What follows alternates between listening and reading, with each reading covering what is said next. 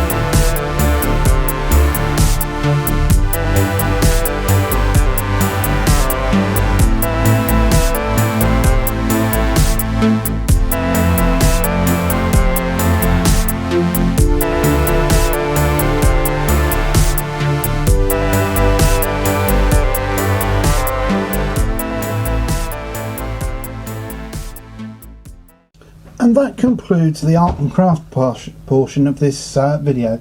Right, let's see if it's going to work. Obviously we are a lot smaller than the original battery. I think we were in that one there.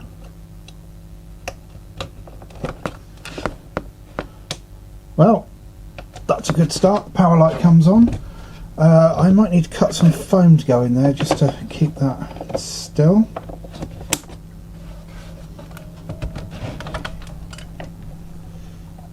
And yes, you did watch me launch my flux everywhere. Let's see what happens. Keyboard screen needs cleaning again. So you may notice we're not plugged in. And we're booting, that's good. So in theory, when we now plug in,